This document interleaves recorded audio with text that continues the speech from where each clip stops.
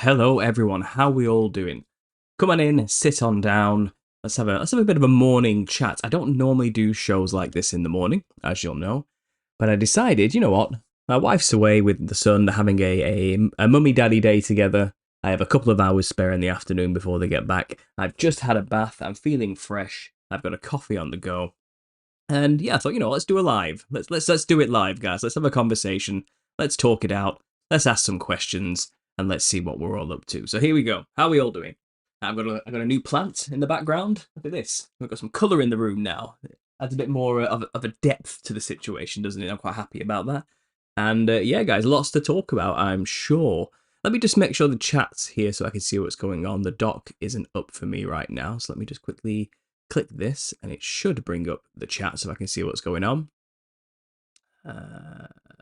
Close that, pause that, and 23 people here already. Wonderful, that's great. So who we got? We've got Mind Hack in the chat. Good morning, thanks for being here. We've got Brian in Texas. We've got John Johnson.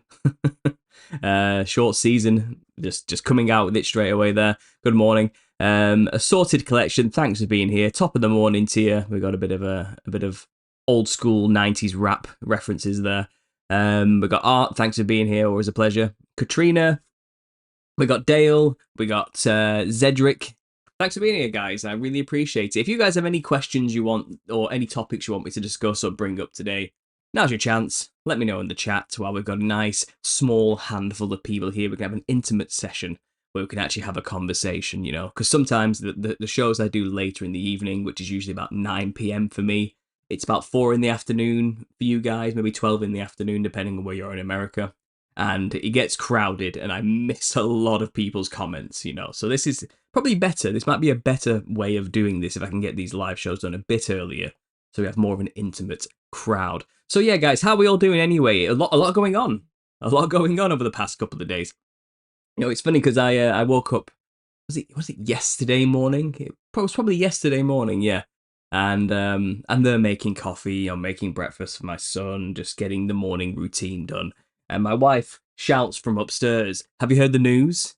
And I'm like, "What? What's going on?" He's like, "Donald Trump's been shot at." I'm like, "Oh, is that right? Oh no." And I just thought for a second, and and like most of you, I'm sure, the first thing that came into my mind when she told me his ear's been shot is, well, that's dangerously close to a mortal head wound. Not quite a mortal head wound, but it's a head wound of a sort, isn't it? And I immediately went to, okay, so now they're playing that game again, aren't they? Let's try and make things happen that look like tribulation style events are going down. The Antichrist who gets the mortal head wound and is healed, and everyone marvels at him. And it's kind of course they would, if it's all orchestrated, which we'll get into. It might not be, but if that was planned, it's kind of course it would be a head wound of the sorts. It's kind of, if you're coming at it from the Little Caesar angle, and this idea that tribulation has already happened and all they're doing is in a convoluted way, making it look like pre-tribulation events are going down, then this is just another one of those, isn't it? Is what I thought immediately. But I've been watching the videos, and I've been listening to people's opinions, and I've watched it going down, and I'm thinking, if they intended to shoot his ear, that was a good shot. An almost impossible shot to make. I've also heard the arguments from the real conspiratorial minds that no bullets were actually fired. There was blanks. It was all staged. It was a squib of some kind on his ear. When they jumped on him, they made it look like, afterwards.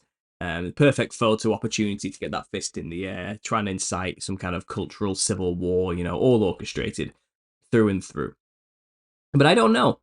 And, as someone who's British, I'm not as wrapped up in the politics of America as most of my audience would be. So what do you guys think about all of this? So let me know in the chat if you've got anything you want to say about this. Again, my initial first immediate thoughts in the moment were, so they're making up more tribulation style events, are they? They've given a possible Antichrist figure a head wound of some kind. Of course they have. That makes perfect sense, doesn't it? that's definitely going to get the Christians all riled up, poking them with a stick type of thing, isn't it? You know, this will get them going. And I remember seeing immediately, I woke up that morning to messages from loads of people sending me the same video of Steve Kiokalante and some other prophet, you know, so-called, 3 months ago predicted this would happen in one of his visions as he's there recounting this vision in his green Hawaiian shirt, you know. And it's kind of like, I had this vision, you know, and Donald Trump, a bullet whizzed past his ear and burst his eardrum, you know. And everyone's like, the guy predicted it. He predicted a head wound, you know, that Trump would get shot at and have a head wound.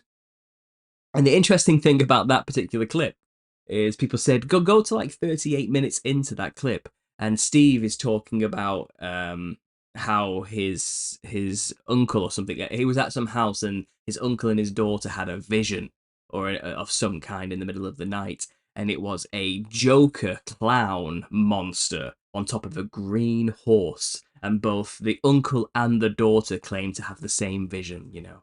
And it's like, these are prophetic signs or something. And apparently the Joker said, "Welcome to the arena." He wrote it in blood on the wall or something like that.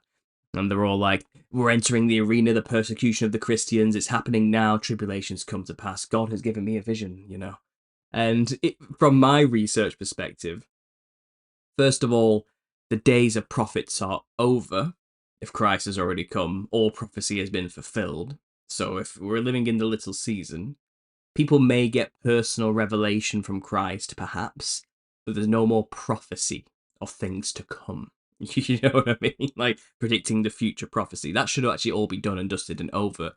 Everything was finished with Christ and his coming and his resurrection. All prophecy was fulfilled, from Daniel to Malachi. You know, that was it. That was the end. Final prophecies done, dusted.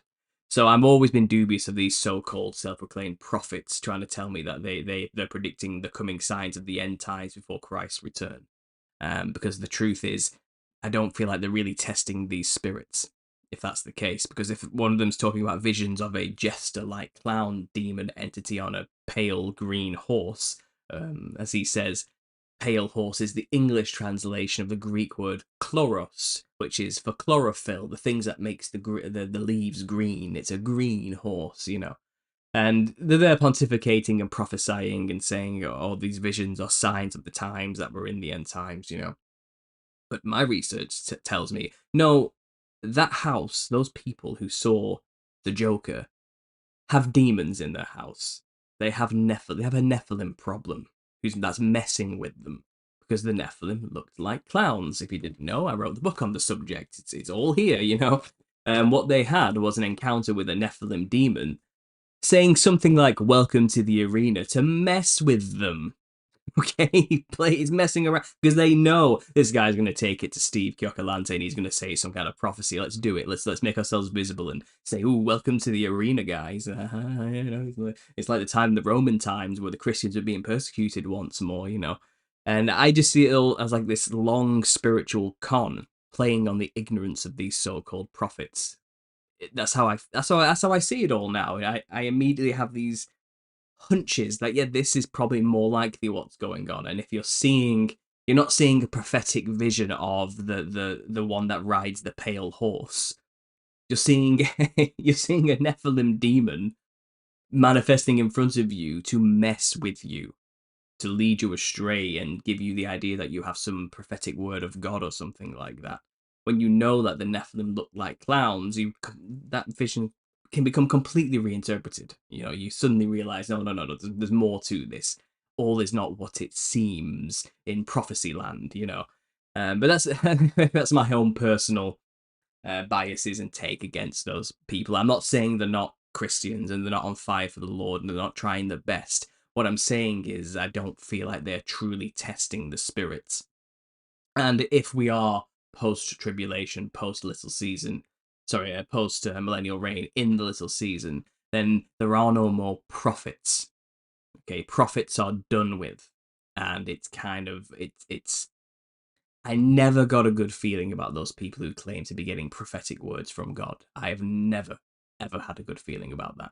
Even when before all this, you know, millennial reign stuff, when I was in the dispensationalist signs of the times, coming up to tribulation mindset, Even then, it never sat right with me watching these people from the pulpit preach to crowds that they have had a word of prophecy from God of what's about to come in our future, and they start laying down all these visions and symbols and signs and ideas and narratives of how it's all going to go down. And it's like, you know what? A broken clock is always right at least twice a day. And they could throw anything at the wall and eventually something's going to stick. Because like the rest of us, they're probably watching the news and seeing how things are going. And who hasn't predicted that someone would take a pop at Trump at some point, just fire a couple of shots off? Who hasn't predicted that? Like, it doesn't make them prophets of God to suddenly state the obvious and then eventually 3 months later it just happens to happen. It's kind of, we all knew at some point something like that was going to happen. That's not prophecy, that's common sense. So I think we just have to be careful and not get swept up in that mindset anymore. And I know again, I know this might upset a lot of people. I used to listen to Steve Coccolante quite a lot actually back in the day because I liked his passion, I liked his zeal, and I liked his calm demeanor and nature. But you can't help but see this polished look to them. Like their suits are getting a bit fancier as the years go on. Are they wearing makeup now for the camera? These type of things start to happen. You realize they're putting on a bit of a show, aren't they? And again, not to disparage them, I understand we all need money to live, but you can tell they're getting a lot of money from these prophetic words that they're suddenly coming up with a lot of recently, and they're getting a large following of people who are. It's become profitable to be a prophet, is what I'm saying. And I think we should be very careful. And I'm not saying they don't believe. I'm not saying they're lying. They're probably not lying. They might be wrong, but they're not lying, as Owen Benjamin would say. Right? If you know what that's about. I think they 100% believe they're getting prophetic word from God. But if this is Satan's little season, and no marvel for Lucifer can pose as an angel of light, I think they really need to take a step back and just think twice about, okay, is this really prophecy from God upon high? Is this, and maybe they do need to do their research into the little season possibility first to understand how they could be way off. Like they could be way off here, and they should be extremely careful about what's telling them and showing them these things and who's giving them these visions and signs. And you've just got to be careful. You really do. I don't want to be. I'm not trying to be the bad guy. I'm not trying to rain on everyone's parade. I'm just trying to realistically explain the situation as best I've come to see it from my research here. And please, I implore anybody to please just take it on board. If you're a Christian seeking the truth wholeheartedly, do not discount this little season theory outright just because you don't like the way it sounds initially or how it makes you feel necessarily. Seek it out, humor it, take it on board, apply it to the model that you've got in your mind and see if it answers any questions. And you'll be surprised. Yes, it seems to answer a lot of bloody questions, like too many questions to just be ignored all of a sudden as oh, that's just blasphemy, whatever. And I've been getting a lot of that recently. I've been getting a lot of channels coming at me personally, telling me, oh, this guy's just a blasphemous idiot who's clearly just, his brain's fallen out, his mind was so open-minded that he's lost his brain, that type of thing. And it's kind of, I get this condescending, smarmy, uppity kind of comments and attitudes towards me, and just insufferable comments from people who think they're so intelligent and know so much about their, exegesis, hermeneutic interpretation of scripture from the authority of the church, or these type of things passed down from the line of succession. And it's kind of, I don't care about any of that stuff. Like, that doesn't impress me, that you're so wise in what man has thought about and pontificated and philosophized about the word. That doesn't impress me. That appeal to some kind of earthly authority is not important to me anymore when I know the words of Christ are the words of Christ. And they always point to that one thing. Oh, just because he said this generation didn't necessarily mean the people in front of him. Generation can mean so much more than this, And it's like, it's not that one verse I'm going on basing this entire thing off of, which is what a lot of people seem to assume that we're doing. It's kind of like, no, the preterists have been saying this for years, and they're always going off this generation. It's like, yeah, well, okay, well, forget about that then. What about those who pierced him will see him? What about some people standing here will not taste death till they see the kingdom come? What about all those words from Jesus? No, let's look at the other ones. It's not just one verse, it's many verses all coming together to tell you the same message over and over again. I come quickly. The time is at hand now. But then people want to treat the Bible like it's a book of philosophy.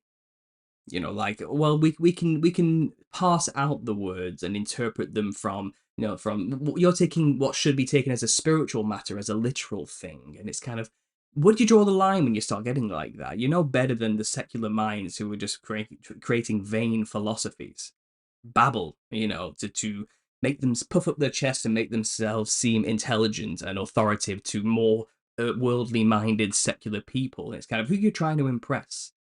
Like, why as a Christian are you trying to intellectualize the Bible through your apologetic type language?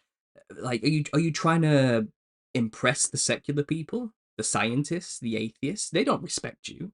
They've never respected you, and they never will respect you because you believe in God. They've already thrown anything you have to say out the window instantly. Everything you say is void to these people immediately. You will never gain their respect. Stop trying to play the game their way. What did Jesus say? Take him at his word and trust him and have faith. That's all we're called to do. Let every man be a liar and God be the truth. It's as simple as that. Is it. We don't have to hyper intellectualize them and pass out the word into historical documents of philosophers who have had these interpretations over years and formalized these forms and ways of these categories of belief on the word. Like, to have the fact that there are thousands of named belief systems from the Bible tells us something went horribly wrong. There's one way, right? There's one interpretation, not multiple interpretations of the word. Like, it's the truth forever. Like, there's not multiple ways we can perceive the truth from the Bible, surely, in the word of Christ. There should just be one way to interpret it, the truth, the way. And that's what we're trying to get to. I'm not saying I have it all ironed out. I'm not saying we have it all perfectly nailed to the wall. This is exactly how it all went down and what's going on right now. No one's saying that. We're just stepping foot out of the dogma and trying to find a clearer picture. Because the dispensationalist 2,000 years, age of grace, church age, 2,000 years later, theology is failing miserably. It fails. It does not answer all the questions, and it's losing people. People have no faith because it's been too long. But then you realize, if he's already come, and he came back when he said he would, which was immediately to the people around him, then he's not a liar. He did tell the truth. Jesus is real, and he's possibly even here right now, reigning from heaven, about to return for the final great white throne judgment and the mercy seat and the rest of it. It's all there. It's about to happen. It's real. He was here. Like, there's evidences to say he was here with us. And you could argue whether it was spiritual or physical then. Reigning from heaven with his physical saints on earth, maybe, or something. Or we're still parsing it out. But this only strengthens people's faith. It doesn't turn them away. And I'm guessing these channels out there who have spent years doing the end time theology thing, the eschatology of the tribulation's about to happen. We can see the signs, we know what the mark is, we know who the Antichrist is, forever theorizing and predicting, looking at these words of man and predictions throughout history, the histories that so-called that they trust implicitly for some reason outside of the biblical narrative. And they're there trying to say, for years, okay, guys, I'm super intelligent. I have all this knowledge of man and history and what the church fathers said and what the philosophers said and what these other people have said about what's going down. And look at all these interesting things I've looked into, all these books I've read. And I figured out it's possibly this is what's going to happen. We're at this point in history. This vial's about to be poured out. This is the sign of the horse, whatever, the apocalypse. I see it all because I'm so smart. And everyone's like, oh my God, Jesus is about to return. This guy's so smart. He's seen all these things. He's figured out all the signs. He knows what's going down. That I have the feeling perhaps these channels have done what they accuse me of. Perhaps they've wrapped their ego up too much into one particular eschatology. that they are struggling to see anything else. You know, it's like, I know you are, so what am I? I can play that game too if you want to accuse me of those type of things. But it's is it possible you've been saying one thing for so long you're struggling just to see it? It could be another way. And the true arrogance from these people who argue is that they assume that I haven't already been where they are and seen it from their viewpoint before. It's this assumption of ignorance. He must not know enough stuff like me to get it. And then they start talking down to you as though, oh, you silly person leading people astray. You just don't know enough stuff like I do. There. You just don't get it. You're just not smart enough to see it like we do. It's clearly Jesus is about to return. We're living through tribulation any minute now. It's all about to happen, or we're about to get raptured if you're a part of that crew. And it's that condescending attitude which tells me, yeah, okay, there's something wrong with your theology then, if that's how you treat fellow Christians when they say something you disagree with. You call them heretics. You claim that they're under some kind of religious delusion. Or then you go even further and say, you're a part of the great falling away. And clearly, they're only saying that because I'm guessing their channels are hemorrhaging subscribers lately, falling away, you could say, because they've started to see that the end times tribulation futurist eschatology is not working and it's possibly a lie. And Jesus Christ may already have been here. The little season theory is growing so much and making so much sense to people that I'm guessing these channels are losing subscribers and they don't know what to do. They're kind of scared, perhaps. Just theorizing. I don't know their hearts. I don't really know what's going on. But I have the feeling something like that is happening for them to suddenly start speaking up now. And again, their initial arguments, their initial attacks, their initial statements are very shallow. And I can tell many of them haven't even bothered to actually look into this theory sincerely yet before they speak up and start throwing accusations everywhere. Because the points they're bringing up, it's like we were talking about this like 2 years ago. We're past all that. With those arguments you're making are very weak, very tenuous at best, and it's kind of you need to actually sincerely seek out the research people have already been doing for a few years on this and not just assume you already know it all and you've already got it all figured out so you don't have to look into these other things. And I get it because I was there. Like we're the same, you and I, in a way. There's just like a few years difference between us. It's like it's this arrogant assumption of ignorance they layer on us, the little seasonists. Like they must just not have read their Bibles correctly like I have, and it's disgusting. Honestly, it is. It's a disgusting way of viewing things. It's not what Jesus would have wanted. He wants his people to seek out the truth. Seeking you will find sincerely. And that includes having an open heart and an open mind and being like children and knowing, yeah, I don't know anything. We've been completely lied to about everything. Okay, so they lied about they lied about our medicine. They've lied about our food. They've lied about the shape of the earth. They've lied about our history. Like, what could they have not lied about? Like, they've lied about everything. Why is history some kind of sacred cow that we can know for sure is real? Why? Why? Because, well, if history contradicts the word of Christ, we've got a problem because Christ is not a liar. Okay, so I'm going to believe Christ and assume the historical record has been changed or manipulated or is a lie. I'm not going to do it the other way around and try and twist and manipulate Christ's words by passing in and out of metaphor and literal just to try and make it fit the historical narrative from a secular chronological viewpoint. I'm not going to do that. I'm going to go the other way. I'm going to say, listen to what Christ told me and work backwards from there instead. And I'm finding a lot more answers than trying to, as Joe said, fit a round peg into a square hole, or the other way around. I can't be doing that, and I think we've been trying to do that for so long, and we've kind of messed ourselves up with the amount of mental gymnastics we've been doing to ourselves to try and fit that kind of eschatology into the modern day, and the histories we've been told. It doesn't work. Christ said he was coming quickly. Yet we're supposedly here 2,000 years later, still waiting for him to return. The amount of timelines you have to map out and the amount of mental gymnastics you have to do and things you have to insert to try and justify the 2,000 years is so complicated and convoluted and over the top and ridiculous when you actually step back and look at it. When it could be an Occam's razor situation. Maybe when Christ said he came back quickly, he did. That's it.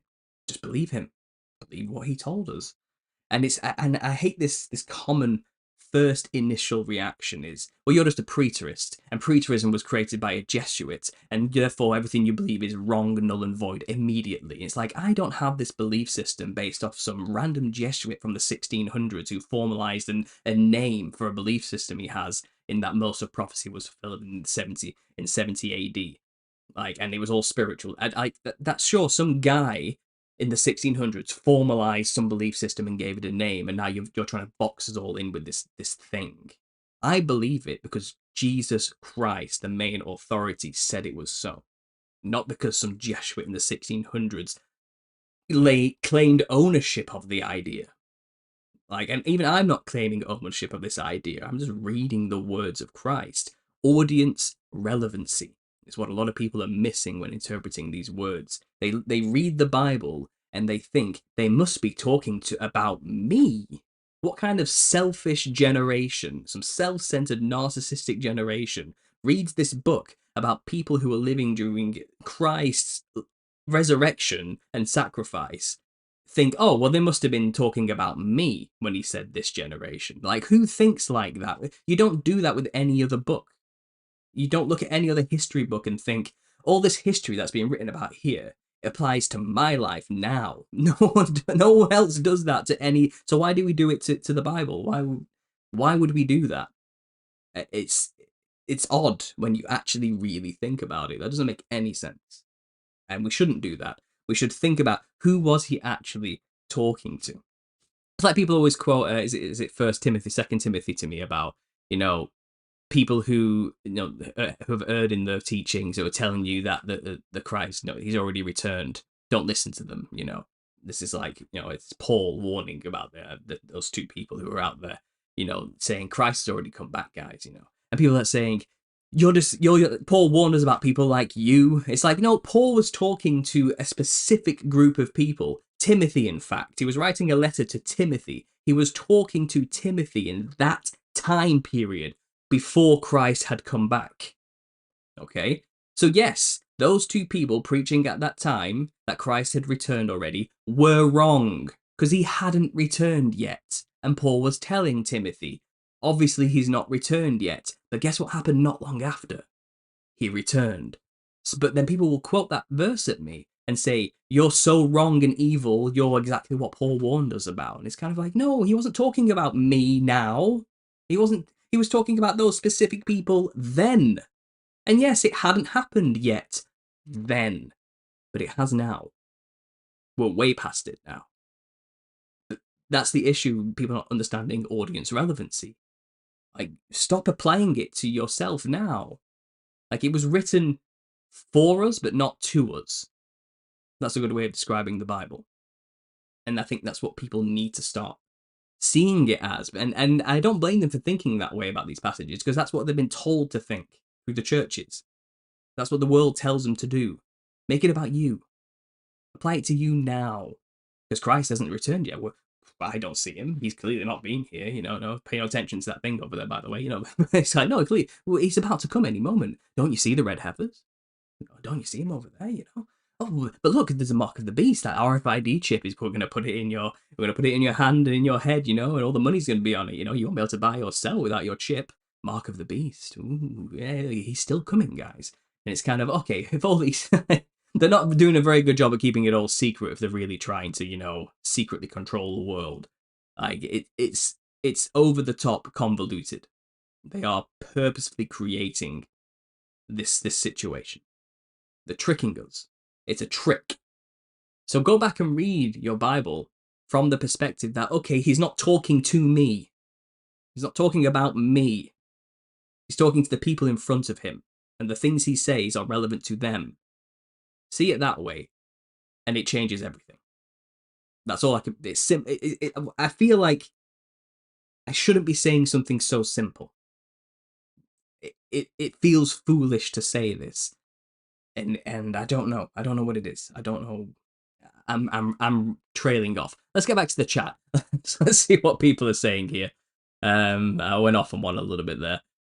Blessed 2XS is now a member. Thanks for joining. I really appreciate that. I did actually do a members only video last night. I was talking to Mark Steves of my Family Thinks I'm Crazy podcast. And originally I was going to stream the whole thing for everybody to watch, but last minute he asked me if I could just keep it behind a membership wall for now, because he's going to do the same for his people. And then when he releases it publicly, I can release it publicly. I said, yeah, no problem. So last minute I quickly switched it to membership only. So if you are a member, you can go and watch that video. For some reason, it's not letting me download it like it normally does. I think I have to make it public first before I can download it. Because I was going to download it and put it on for Patreon as well, but it's not letting me. Now, there's already loads of things on Patreon you can go and check out, but this one thing is not going to go on Patreon because I just can't get a copy of it. It's not letting me download it, so I'm sorry, guys. But for the first time, memberships of my channel now have a video only they can see. Okay? I don't post things for memberships on my channel. I do everything for Patreon. Memberships are just there as an option if you want to support me. But if you want the good stuff, if you want content, Patreon's the place where all the extra content is. But right now, there is a full 2-hour little season talk with somebody, a podcast talk, laying out the theory for Mark Steves. You can go listen to that on my channel in the membership section if you are a member. You can always sign up and go listen to it if you want. I think the minimum threshold is like $2 or something like that, and you can watch it. But it will be public eventually. If you can wait for as long as it takes for Steve to make it public on his own podcast, it will be released eventually. So it's not behind a paywall forever or anything like that. But yeah, that was fun. It's actually interesting because I am the Nephilim clown guy. I've been doing nothing but podcasts for the past year, back to back, talking about the Nephilim look like clowns theory. And now that I've just published the book about the topic, I'm getting more and more podcast people asking me to come on and do their podcasts. Yes, to talk about the book, but I'm getting a lot of people messaging me saying, I want you to come on and talk about the little season. So now I'm going to do less podcasts about clowns, and I'm now going to start doing loads of podcasts talking about the little season theory, it seems. And I got a message from a UK podcaster, and he was like, oh, someone sent me your work. I think it's really interesting. I'd like you to come on, and talk about your stuff. I'd like you to come on. He says, if you can, we can talk about the little season. And I read the first paragraph of the email, and I was like, I assumed he wanted me to come on to talk about the book. Then I read his last sentence, which was, we're going to talk about the little season. And I messaged him back saying, I'm surprised to read that because normally people are asking me to talk about the Nephilim clown stuff. He says, yeah, no, I didn't know about that. No, someone just suggested me for the little season thing, so I reached out to you. And I'm like, okay, so that's where we're at now, is it? I'm getting podcasters coming at me to try and explain the little season to them. So that's going to happen now. There's going to be a lot more of that. And I'm going to try and squeeze the book promotion in the middle while I'm at it. Because at the end of the day, guys, if you want to know biblical history, it's in this book. If you want to understand the clown symbolism and how the occult works, it's in that book. But I guess more important things are at hand right now with this little season topic, and this is the thing people want to really talk about. And who can blame them? I'm talking about it a lot on my channel as well, because it's so much, isn't it? Once you think about this, you can't stop thinking about it. There's so much more to discover yet. There's so much potential. There's so much. We've just started scratching under the surface of this. It's getting a bit like, wow, what more can we find? What more evidences can we truly unearth? And it keeps happening. I mean, Mark, in that talk, it was really interesting.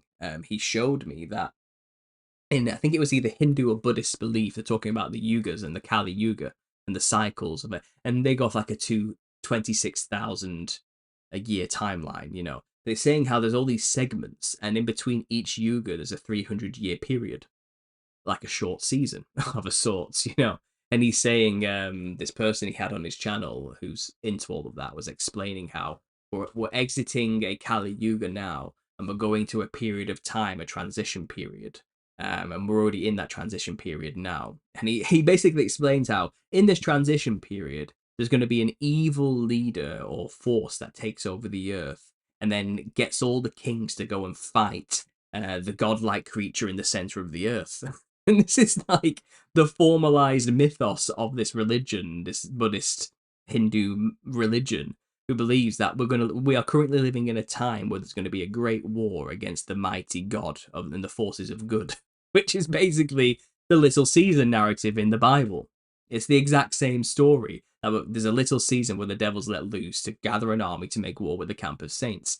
And even on their timeline, they're telling us we're living during a 300-year period where an army's gathered and a war's made in heaven against the heavenly bodies by an evil demonic character.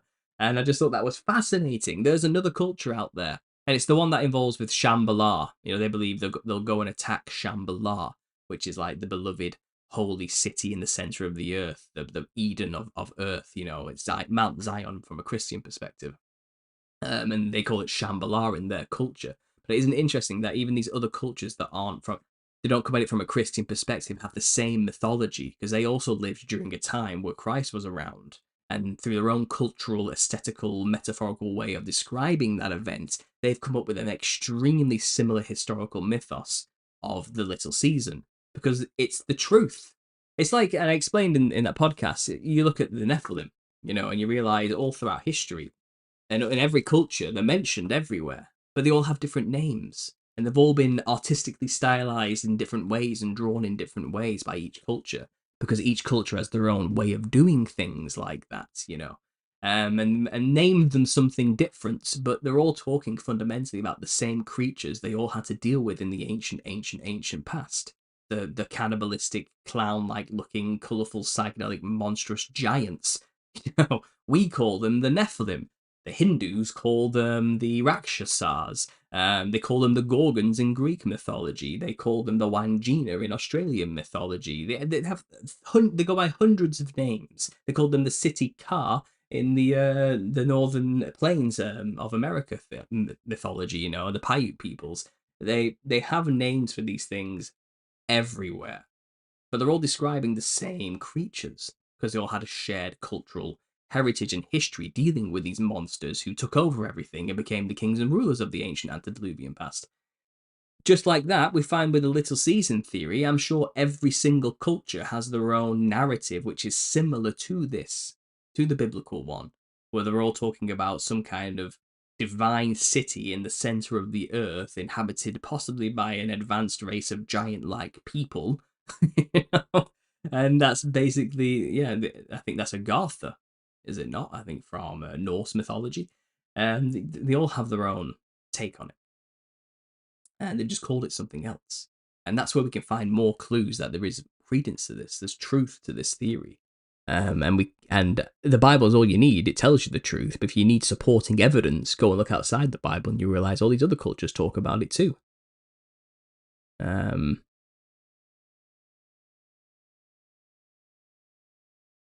People are already putting end times prophecies about the shots, says Art. Yeah, I imagine they are. Perspective Eye says, appreciate all your research. Thank you. I appreciate you being here. It was a blood cap on his ear. It's like in WWE. Yeah, and it's funny because he was on WWE, was he not? I remember that, all the memes going around.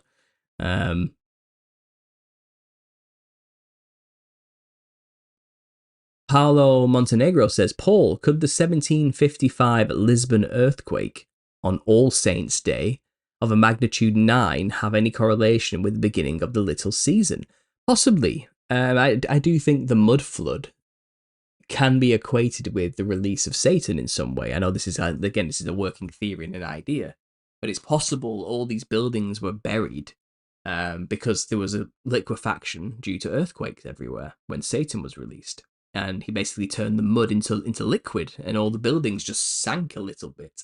But it's also said, if you want to go off the symbology of Revelation 12, though the dragon did spit water at the woman and tried to flood her, God made the earth swallow up all the water and stopped it before it could get any worse. So maybe that is what we're talking about there.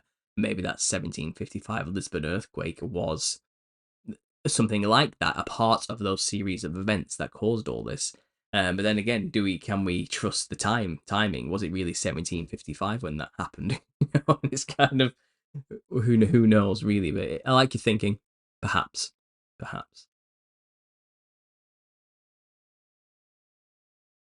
Mindhack says, already finished. It was a great read. I'm going to write a review, just haven't got round to it. Oh, thank you. I really appreciate that. Yeah, again, it's an easy. I've tried to make it as easy read as possible for you guys. If you haven't read the book yet already, it reads like I talk. I talk to you guys here. I've tried to make it read like a conversation, but it's got a lot of passages and quotes and verses, and references to back up everything I'm saying as well. But I've tried to write it in a way that's accessible for most people, for everybody. And it's 309. I think it's 290 readable pages all in all. So you probably could box it off in a week if you're just casually reading it, and yeah, give it a go if you haven't already, guys. Check out the Nephilim Look Like Clowns book on Amazon. Link down below.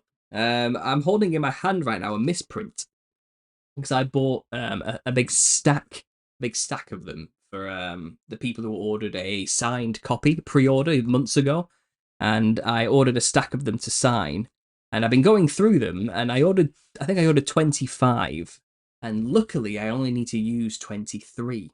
And I say luckily because 2 of them have printed wrong. And if you look, you'll see the logo is a bit too far to the side there, and this spine it's not central like it should be. And that's the misprint. That's one that is proper, that actually worked. And also the color's different. This one's slightly yellower than the white I designed here. So I have 2 misprinted books here, which I don't know I can't give them to people. That would just be cruel. I don't want to sell these to people or give them as a signed copy, because it's wrong, isn't it? It's not how it should be. But I think it's a shame. It's a shame. So I've got these 2 misprinted books. I'll just keep these as my copies, I guess. Unless somebody wants to buy them. If someone wants to buy the misprinted versions, I could always sign them and send them to you if you're interested. Obviously, because they are misprints, maybe I'll just do it rather than the £100 all the other people paid. You can get a misprinted signed version for 50. Let's do half price or something. If anyone's interested in that, £50 for a signed misprinted version, let me know. Maybe we can arrange something. You can always email me at understandingconspiracy@gmail.com and we can figure it out. But I don't really know what to do with damaged goods like that. Someone might, if you don't mind it being slightly skew with at a discounted signed copy price. There we go. But I can't go much cheaper than that because it wouldn't be fair to those who paid 100. So we'll leave it at that. Paul, do you believe that people underestimate the seriousness of the sin of fear? This is exactly what it does to people and what God wants to avoid. So much chaos made by these end times prof knots. Yeah, there's fear. Fear is profitable. That's the issue, and why it's dangerous, and why we're told never to fear. Because when you're in fear, you're malleable. When you're in fear mode, you can be controlled because you're scared of what's to come. You'll accept any promise of a way to avoid it. And we're told not to fear. Is it like 365 times in the New Testament? No, fear not. And there's a reason for that. Because it makes you weak, and it makes you malleable, and it makes you susceptible to deception. Fear is not a good. Fear is a sin by that respect, because a fear shows a lack of faith. That's the issue. Fear means you believe the lies. And if you know the truth, there's no fear. Because the truth is, all that is physical is not all that there is. We have hope after death. There is new life for us. We also have the faith and the hope and the truth that we believe in the only begotten Son and what he did for us, that we will have everlasting life. So we're saved. So if we know that truth and have faith and believe it, what's there to fear? What profits a man who gain the whole world but lose his soul? What can they possibly do to us that will take away our everlasting life and salvation? There's nothing. They can hurt us physically, yes. They can give us pain, but Jesus suffered too. Perhaps the worst pain imaginable. He was there. He's gone through it all. And if he's willing to do that for me, then we should be willing to do that for him. All people can do is sticks and stones. That's all they've got. They've got words and they've got tools, and they can cause pain and they can kill us physically, but they'll never take our soul and our spirit.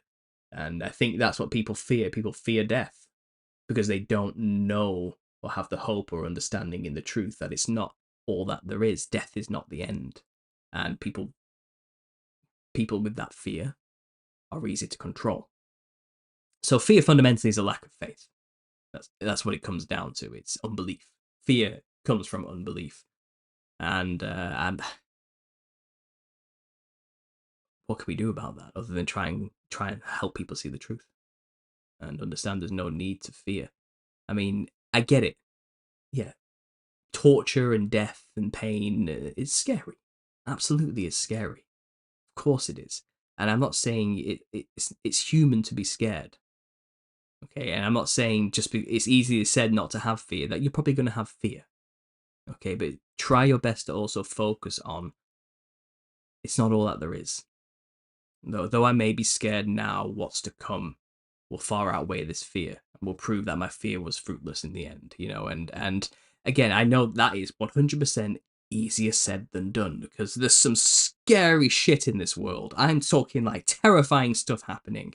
Evil is real. Like, it's real, and even children are capable of it. I mean, my wife was reminding me the other day, actually, and this got me upset and angry, but it was reminding me of the case from the 90s, or the early 2000s, in the UK. And there was these two young lads who were 11, basically kidnapped a 2-year-old toddler from their mother at a shop while she was paying at the till. The toddler was next to her. They grabbed the little boy's hand and just walked off with him and just led him out the shop and led him out the shopping mall. And they basically tortured that little boy, these two 11-year-old boys. They threw bricks at him, stuck batteries inside of him, made him suffer relentlessly, tortured this 2-year-old boy while he was screaming for his mother. These two 11-year-old boys. And then they put him on a train track which split him in half. Now that's graphic. Children did that. Okay, and I would like to believe in a spiritual sense, demons did that and used those children to do that, And as a father myself, it's horrible to think about that situation. Like, it gets to me, I have a lump in my throat even just trying to say these things and imagining what that child went through. When I look at my own child, and my child to come, it's kind of you thinking about the evil in this world. There is pure evil in this world. And, we can say fear not, but damn, it's scary. Some scary stuff happens. Okay, and we need to have our wits about us because the devil seeks whoever he could devour.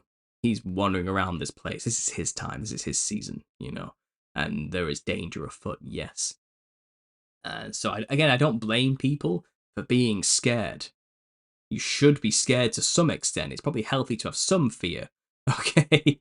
But at the same time, don't let that fear control you, I guess is fundamentally the issue, isn't it?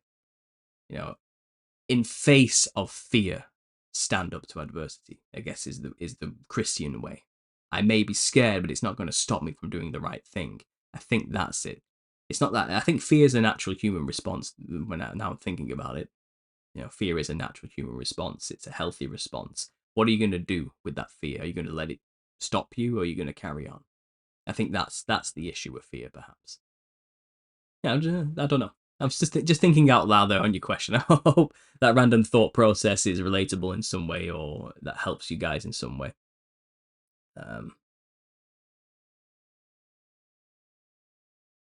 I haven't been to bed yet. My sleep pattern is so screwed up. I'm sorry to hear that, Ganga. The heat, yeah, yeah. Heat and allergies, it's really bad. I mean, we have the opposite problem here in the UK. We're not having a summer. It's been nothing but rain and grey clouds and misery, non-stop. We had like 4 days a month ago where it was sunny and warm. I don't know what's going on, but we just summer's cancelled this year. We don't have that issue. Do you have videos analysing the Mandela effect? I've searched your channel, but now seeing a title as a topic. T-Dawn, yeah, do you know what? Back in the day, when Mandela effect first broke, yes, I was there on the front line making videos about it and passing it all out with everybody. I was, and I had people on my channel to discuss it. But for some reason, all of those videos, YouTube took them down. And this is years after the fact. So, I was talking about it from like, what year did it break? Was it like 2014 to 16? Was it that time period where the Mandela effect was big? It was something like that, wasn't it? And I made like loads of videos in that time. But then in 2018, I had to go. From 2016 to 2018, I was focusing on the Nephilim clown stuff. I was just discovering it all and making my series. But the 2 years prior to that, I was all about the Mandela effect and talking about that topic and the flat Earth as well and all these type of things. So I did have a lot of content on those topics, flat Earth and the Mandela effect, which was produced just over 8 years ago. But then when I took that 5 year break from 2018 to 2003, because my workplace forced me off YouTube and threatened to fire me if I carried on making videos. During that 5 years where I was a coward and capitulated and did stop making videos, a lot of my videos just started to drop off. I started to get the red flag on them, like a mark on them, like ineligible for monetization and ineligible to be seen by anybody. And YouTubers kept removing all these old videos. So I don't know what I said exactly or did which incited such hatred. Maybe it might have been more to do with copyright issues. I did use a lot of footage back in the day, which I probably shouldn't have been using, to emphasize my points. I'm a lot more clever about it these days. I don't necessarily use like copyrighted material. I find images rather than videos, so the algorithm doesn't like believe I've stolen things and stuff like that, you know. But yeah, I did talk about it a lot once upon a time, and I guess it's been so many years, I don't feel like I need to talk about it again. But maybe we should start bringing that topic back up again and getting into the Mandela effect once more. Like a retrospective. The Mandela effect retrospective. Like what we are now. 8 years later, what do we all think? Where are we at with it? I've theorized many ideas about what's going on. And I'm still no closer to having a succinct answer to that phenomena necessarily. But I know it is fascinating. So maybe we should talk about the Mandela effect. Maybe we'll do a Mandela effect live stream, and maybe I should get a guest on who's still making videos about it, see what they have to say and what they can tell us about what's really going on. I'm not sure. Um,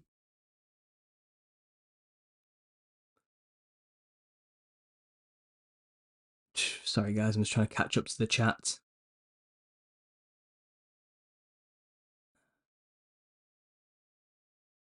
I think I've caught up to the end. Oh nope, it just all jumped away from me. I've missed a lot, haven't I? Sorry, guys. I do want to get. So, anyone have any questions? Punky's Weird World. I'd love to chat with you, Paul, about the little season. I have a couple of theories myself. Love and blessings from Canada. Certainly. Okay, so if people are interested in actually coming on and talking with me, maybe I'll do like a call-in show soon. I used to do a lot of call-in shows back in the day, but it's hard to find time to do these nowadays. I only really have Wednesdays and Sundays in the evening to do live shows. And maybe on a Monday or Tuesday afternoon, I could squeeze one of these in when I've got a bit of time. Because this is like my time to work. I've kind of boxed everything off today.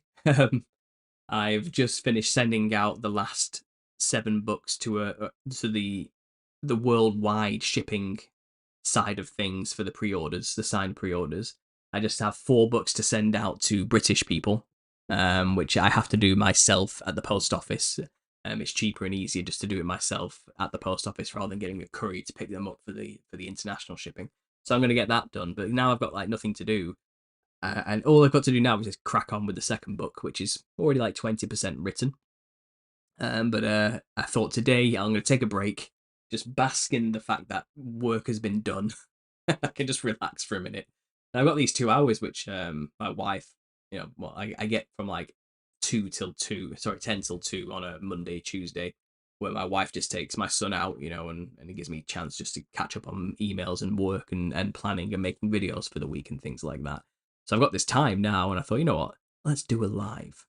So maybe I can work in a live show in the future where people can call in and have a chat. I think I'm going to run out of time today to do that, maybe. I'm not sure. But yeah, we can definitely arrange that. I'm also contemplating, because I have Zoom, and I've paid for a yearly subscription to that. I've paid it off already, so I've got it for the year. I can host like 50 people rooms where we can all have a group discussion. And I'm contemplating maybe for the members or something, or for the patrons, I might do like a monthly session where the links are there and anybody who wants to hop into the meeting can hop into the meeting and we can just have a big talk together. Would people be interested in that? Does that sound like something you guys would want to do?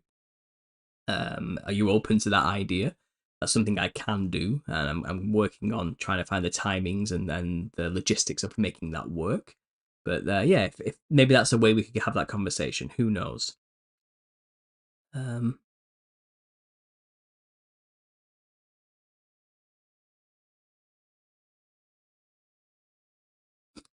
Mandela is mind blowing. Even millennials got turned on to it. Yeah, I remember it was big on like the on the TikTok, as the kids say. I sound like a 50-year-old man when I talk about social media sometimes. I am so behind on all that. I am useless with Instagram and TikTok and stuff like this. I just don't know. I don't. It's not my game. Like I'm a millennial, you know. I was born in '92, but I just can't get to grips with that short form content thing.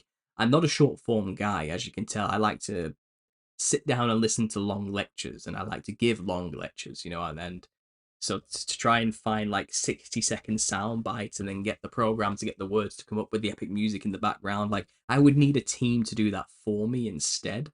I'm not very good at it. I really haven't got a clue. Um, Paul, have you heard of Millie at Truth Matters? I think you could cover some interesting stuff together. I've not heard of that. Millie at Truth Matters. I will get a pencil, piece of paper. I'll write that down. Millie Truth Matters.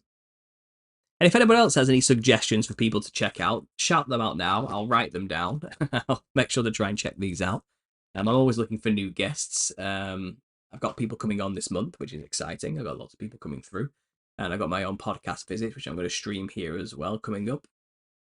I am trying to get more guests on who are involved in the Millennial Reign talk. So let's see if we can get more people. Before I come across this channel, I didn't even know history was so messed up and twisted and hidden, says Blessed All. Yeah, it's a bit of a mind blower, isn't it? I'm not going to lie. I like the idea about having a Mandela effect stream just to kind of see what's new and it'll be fun. Yeah, Kanga, I agree. I think maybe I'll do a Mandela effect one soon. Zoom sounds like a great idea. I have Zoom, but my video camera is busted. I can still use it, but I guess I just have to be a black screen or my avatar. Yeah, well, you don't have to be a visual. You can always just do audio, absolutely. Jay Dreamers, great channel. You know what? Me and Jay have been trying to, we've been trying to get this together for ages, and I think there's some trickery afoot here. Because I always email him saying, "Come on, guy, man, let's do this. Let's get this all sorted. Let's get set up." And he never responds. And then he messages me on one of my videos randomly, and I message back saying, "Oh, you know, we need to get together." He says, "Yeah, just email me and we'll get it sorted." Twice now this has happened, and I get no response. And he's telling me he's not got any of my emails. So I'm thinking my emails are going straight to his spam, and he's not been seeing us because I can tell, you know, he watches my videos and I've watched his, and we can have a good conversation. I've already tried to reach out to him, and we're like excited to do it, you know, but it's just not happening because our communication is in a technological sense being hindered. Like it's just not, we're not connecting technologically somehow. So I'll have to follow up with him.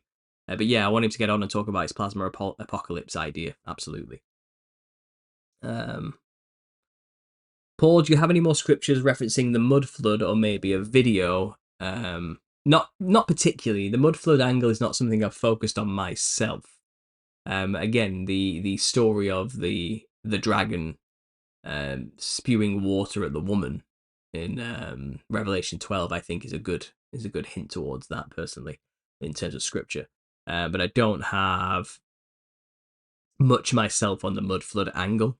I just know it did happen clearly, and it seems to be related in some way to a cataclysmic event about 200 to 300 years ago. Don't change, your channel is perfect. I won't be changing my channel.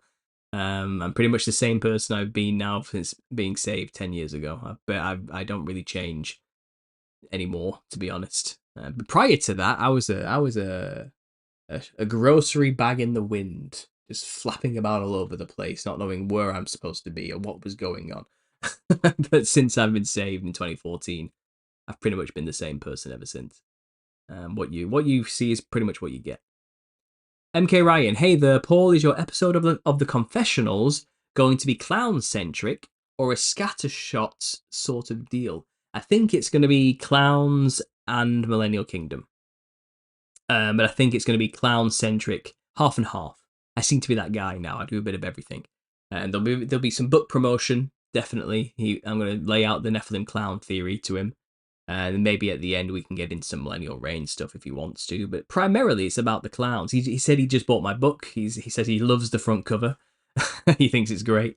So yeah, it's primarily going to be about the clowns, which is good because I need to do the book promotion anyway, and the confessionals is a great place to do that.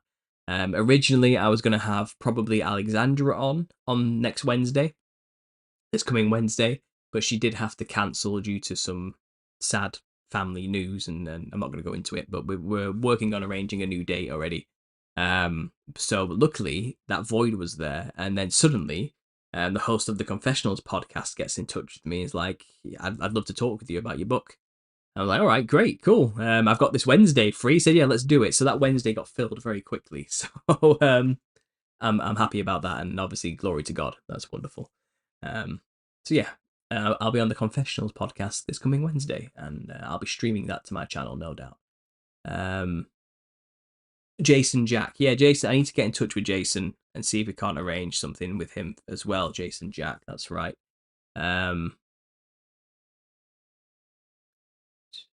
What do you think about my lunch break? He mentioned a little season theory in one of his more recent videos. Yeah, my lunch break. I haven't really watched much of his stuff. I've seen a few of it. I can see he's definitely got his style, hasn't he, and his way of doing it. But he has more of the Tartarian old world architecture angle, not the Millennial Reign angle, from what I've seen. I know he's mentioned it briefly in passing at the start of one of his New York videos, but he didn't really expand on it in any way, from what I've heard, and he didn't really go any deeper into the idea. And he doesn't seem like he's going to go that way anytime soon and consider it as the truth and explanation for anything. But I do know he did bring it up as a possibility in one of his videos. But maybe he's someone I can have a conversation with, and maybe we can start bridging that gap soon with the Tartarian researchers and saying, look, you've got your Tartarian stuff. Have you considered the Christian angle on all of this yet? Maybe we can just see what the initial reactions are. But I know there are certain channels out there who are heavily into the Antiquitech Tartarian thing, who hate Christianity and think it's ridiculously evil and satanic, and it's all just, the Old Testament Yahweh is an evil bastard who isn't really anything to do with God. He's actually the devil, if there is a devil. It's all made up anyway to control man. And I know there's a lot of Tartarian truthers who have that attitude. So I fail to see how I'm going to be able to bridge the gap with those people if that's where they're coming at it from already. But maybe we can start trying to find common ground in a way, and find value in the Millennial Reign perspective and the Tartarian perspective, and where we can find this. They can't both be right, is what I'm saying. Like, there's only one truth at the end of the day.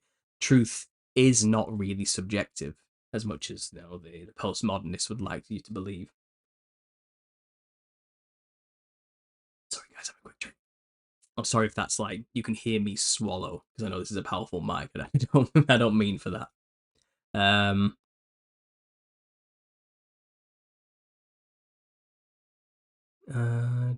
What else have we got?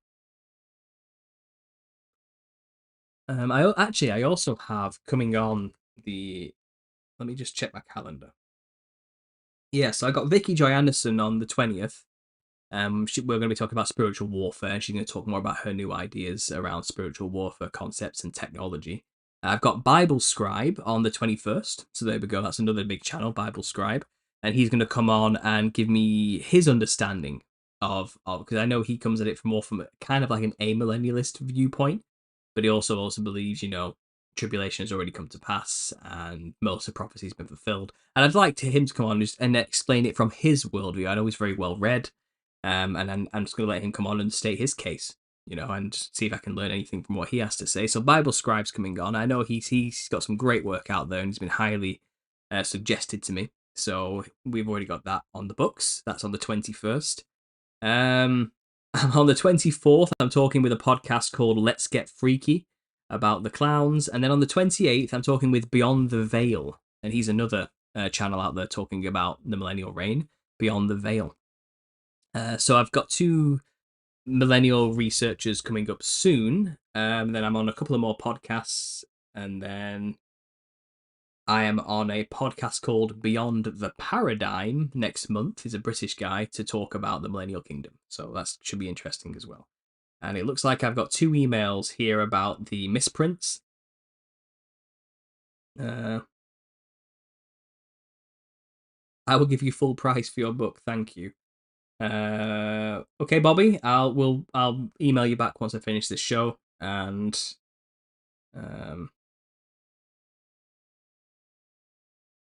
this one is a message about your information according to Daniel to dividing times and the COP20. Okay, that's an email I'm going to have to focus on. I can't really focus on that right now, unfortunately, to answer that email, but I'll get back to you on that one soon.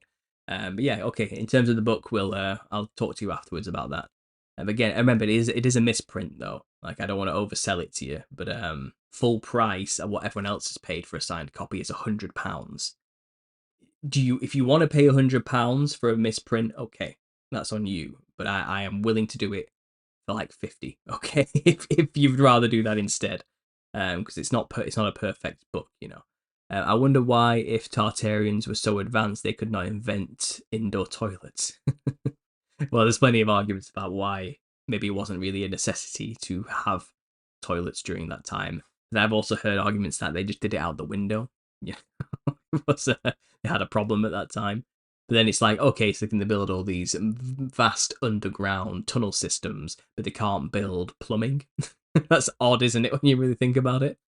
It's sure to check out my post, bro. I've listed like 5 channels, straight gold. Big ups. Says Old World Billy Goat. You've just reminded me, actually, I do need to give a shout out to a channel. You may have noticed I've just released a 3-part series, which is basically I came on the Bump podcast to talk with Bo, and he wanted me to break down the Millennial Kingdom to him. So I did. I broke it down for him on his podcast, and I did it tentatively, trying to delicately explain the situation to his predominantly Christian, likely futurist audience, you know. And you know, Bo was so open to it, and he really loved listening to it. His mind was blown, and it was a good talk. So I've taken that podcast and I've broken it down into 3 segments, because we went on for like 2 hours or an hour and 40 minutes. So I put it into like 3 half-an-hour segments, give or take. And you'll notice, rather than having my typical slideshow in the background of images I've collected, which you can go see on most of my other shows, I've put a bunch of stock video of old world buildings there instead, and they are beautiful videos that I got from a free stock video site. And it was a channel, I want to get it up here and share with you guys, who got me onto them, and I want to thank him personally, and hopefully get you guys to go over there and subscribe to him as well, because he does deserve more subscribers. So this is his channel. I'm just going to share the screen with you guys so you can see first. Give me a second.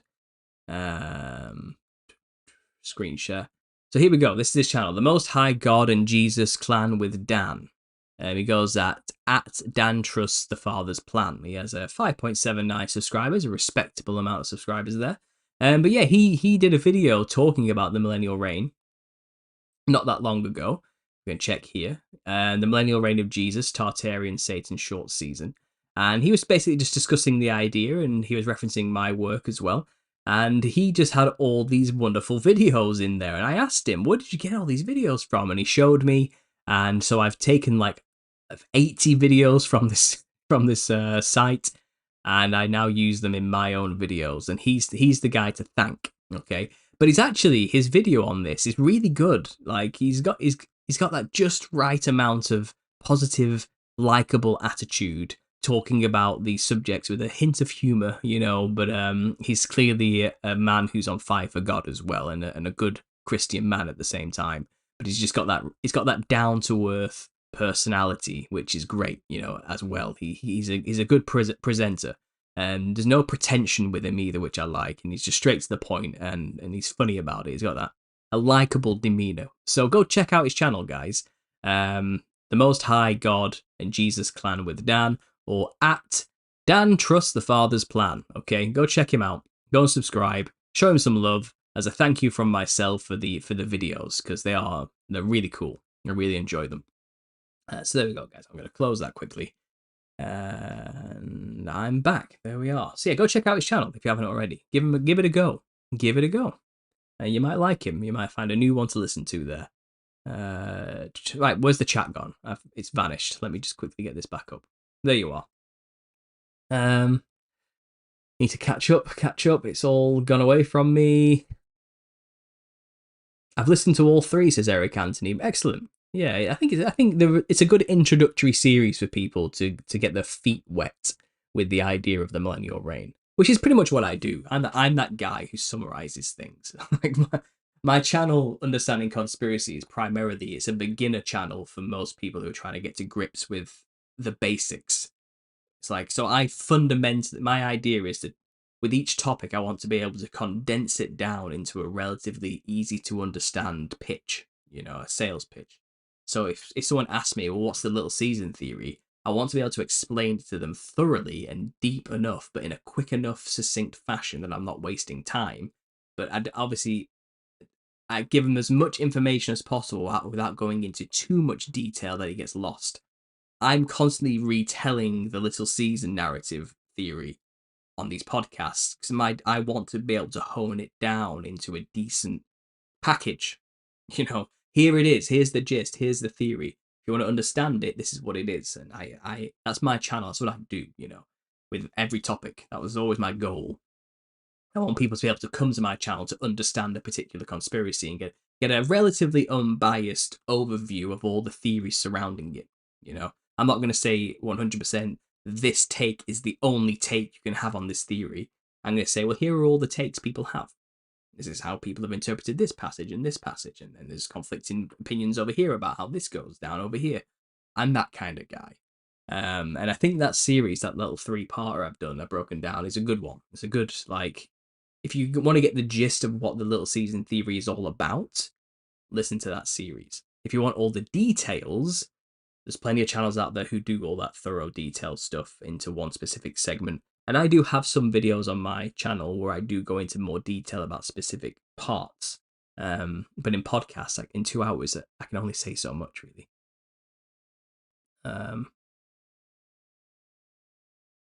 I'd still like to hear you have a conversation with Break the Hostility 1971. He thinks Satan was loosed in the year 2000. He has a lot of other interesting thoughts too. He shared his phone number before on YouTube. I'm so happy to contact him if you're interested. Yeah, MK Ryan, do it. Hook me up with him. That's fine. I know he was on JT's channel as well, wasn't he? And I did see that interview, and I thought he seemed like a pretty cool guy. So yeah, absolutely. I did see the post in the Telegram, but it just got buried, and I just forgot, to be honest. So if you wanna arrange that on my behalf, MK Ryan, that would be absolutely fine. You can tell him to contact me at my email address, and I'll reply and get it sorted. You know me, I get a bit scatterbrained and busy, and I forget things. So if you could help me with that, Ryan, I would really appreciate it. Sure, I'm happy to talk with the guy.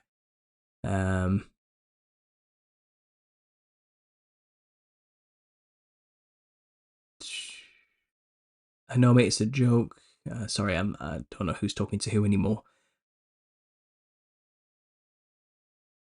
We were born into Satan's time, however long that is. Our brainwashing starts at birth with globe mobiles all over babies' beds, in classrooms everywhere, commercials, cartoons in our face. Yeah, the programming is hard. I agree. It's intense. Let us pray for this community. Prayer is powerful. Love all. Yeah, prayer is powerful, and we should always be praying for one another at all times. To be honest, as Christians, we should always be in a constant state of prayer in our minds for everybody and everything, and always talking with God at all times. And I like to feel like I am pretty much doing that all the time. When I'm just thinking to myself, I'm talking to God in my head. And I hope he's listening. Maybe I don't know. Maybe I talk too much. I know I can talk a little bit too much, so maybe he's switched off a little bit or put me on mute or something while I chat away. I don't know, but I'm always trying to be in communion with him at all moments, in a constant state of prayer. I know I've fallen short of my fasting lately. I need to get back on that, and I need to do a parasite cleanse. I can tell I've got parasites. You just know, and you need to do a cleanse. I definitely need to get on that. I need to get some of that It's a black walnut, garlic, and clove mixture or something like that. I'm going to give that one a go first because it feels like the safest option to go for first, just to see how it goes. Paul, have you ever looked into the Baha'i faith? Do you find it interesting? Yeah, they have the 9-pointed star as the logo. I looked into it years ago. Is it an offshoot of Zoroastrianism as well, or something like that? I couldn't give much more on it right now, to be honest, but I will look into it again at your advice. You are advanced in my mind, brother. Okay, thank you.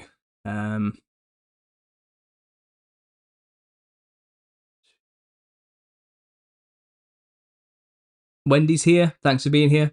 I appreciate it. I know it's an early one. We were born into Satan's time. Food grade diatomaceous earth, says Joyful One. Yeah, I've heard that one too as well. I've heard that one. Thank you so much for your service and professionalism dealing with the short season. You're welcome. I do try. Thank you for this space. My family is sure I've lost my mind. Pumpkin seeds to cleanse. I've heard that one as well. I'll just try them all, shall I? I'll get the Damascus earth and mix it with some black walnut, clove, and garlic, and have some pumpkin seeds to snack afterwards. I'll try it all. Paul, is the teddy gone? Well, I've moved house recently, so the teddy bear is actually in my son's room where it belongs. Is his teddy? Yeah, I kind of stole it. It used to be where it was to plug the gap between the wall and the sofa. It was big enough that I could put it there so my son wouldn't fall into the gap. But obviously, I'm in an office now, which I'm slow. The office is going to be the last thing we do. I still need to get blinds and some rugs, some basic things the house needs doing and finishing before I do the office. I do have this plant though, which I've robbed from downstairs. This needs to go back downstairs after this show. But I thought I'll add a bit of greenery to the room there. But so the plant's going to be the new replacement bear, no doubt. And I might get my own plants. This one right now, like, again, belongs in the living room. But I think I'll get my own plant. I like this one, though. I like the big leaves. I do like it. But yeah, the teddy bear's back where it belongs. It's with my child. So there we go. I started to email you about parasite cleanses. I'm very, very versed in it, says Kanga. Yeah. Let me know any information at all, guys, on parasite cleanses. Again, I am extremely tenuous about doing the turpentine thing, the pure gum sap one. I understand, you get the sugar cube, you start with a couple of drops and give that a go and all that sort of thing. I've read the papers and the works that the lady who purports it has done and how she discovered it. It seems promising, but I'm also somebody with an underlying health condition. I have hemochromatosis, which I'm also starting to wonder if my symptoms of hemochromatosis might actually be due to the parasites as well. And I don't know. It's all up in the air. I'm wondering if I deal with the parasite issue, will that alleviate my symptoms of hemochromatosis, which is extreme fatigue and joint and muscle pain.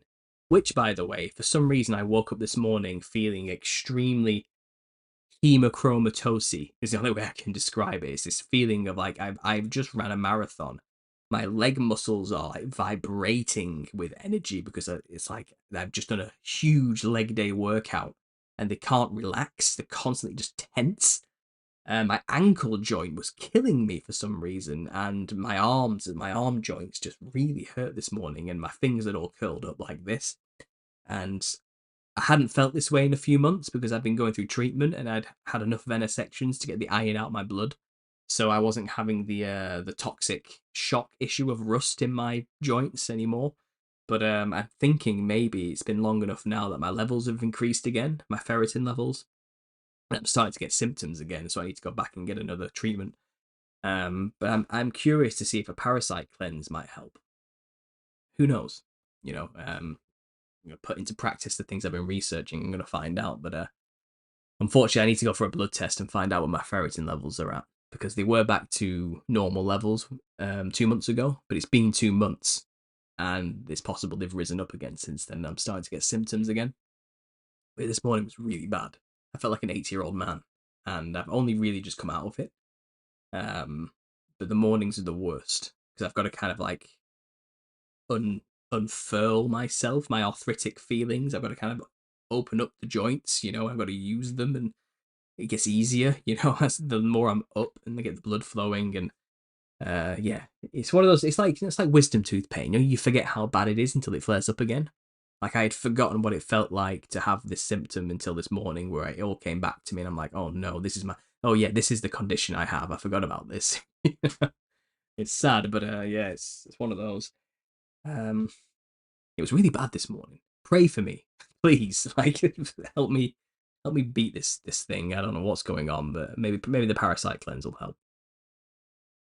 Um, I'll never understand how full preterists can believe Satan is already thrown into the lake of fire. I'm considering getting Shelley back on to give me her 2 cents on this whole thing, because that's where she stands now. You know, she believes it's all done and dusted, and we are post little season now. This is the new heaven and earth, I suppose. And I'm not disparaging her. She could be right. I don't know. I'm going to get her on to explain how she got there. Maybe. I think she's a sister in Christ. I think she's an amazing researcher and a good woman, and I'm happy to have her on to share her ideas with me. And I consider her a friend. I've talked to her a couple of times. And if she wants to believe that we are post little season, so be it. Let me know why you think that. Give me some context. I'm happy to listen. So maybe I'll reach out to Shelley and we'll get her to share her view and her take on it all now. Yeah, I'll give it a go. I think I'll put her on my list of people to contact. Shelley, underline that one.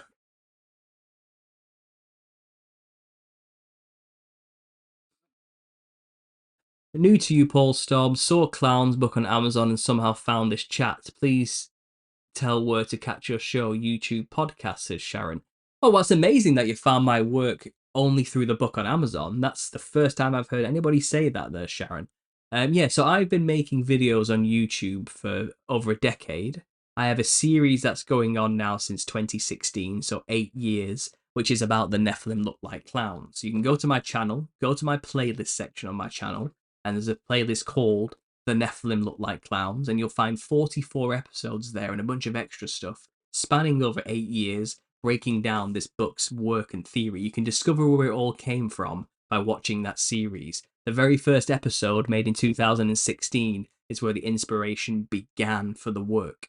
And I'm a conspiracy theorist who talks about many things.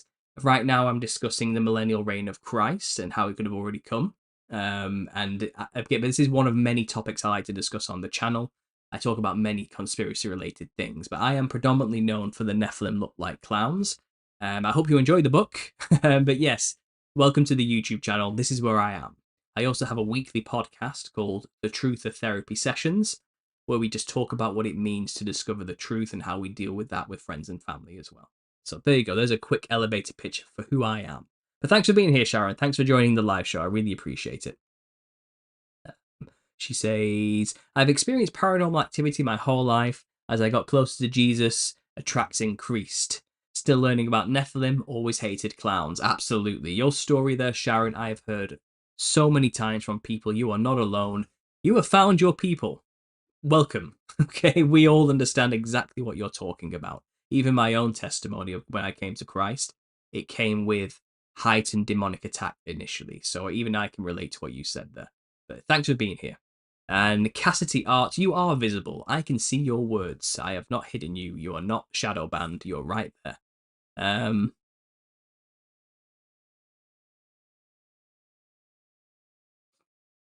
MMS and pumpkin seeds. Diatomaceous earth and pumpkin seeds. I'll have to start with those guys, should I? Paul, you should have people like Sharon on the Zoom calls. Absolutely, yeah. So, like I say, if you're just joining, guys, I'm considering doing a monthly Zoom call where I'll give the link out to, I don't know, maybe the Telegram group or the patrons or something, and you can always hop on. Let's have a big conversation together. And naturally, if you come in there, all guns blazing, fighting and swearing and bashing, you'll just get banned. It's a good place to have some fellowship and conversations, not argue with each other and hate each other. This is why I'm a little bit apprehensive, because I know what people are like. There's always somebody out there who wants to ruin it for everybody else, you know. But I'm thinking of giving it a go for sure. When did John write the Book of Revelation? Well, we're told it was in like the 90s period of the first century. It was more likely written before the destruction of the temple, um, in like the 60 something or 50 something, more than likely. to make it work, to make the narrative actually work, you know.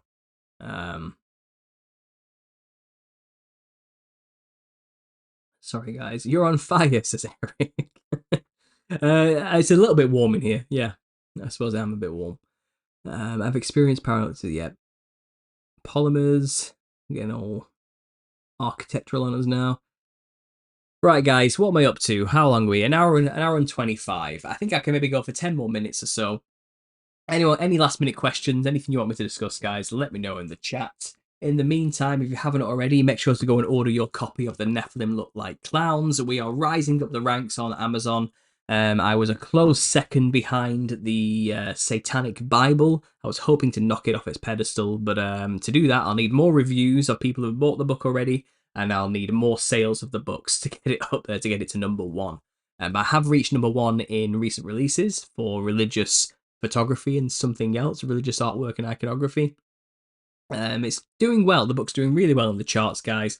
If you want to help support me and my family and this work here and get something tangible in return, please consider buying yourself a copy of the book on Amazon. Links down below. I'll even bring up this cool little thing I made here. There we go. Links below, guys. Available on Amazon. Go and get your copy of the book. And yeah, guys, the second volume will hopefully be out in a year's time. A nice little collection there.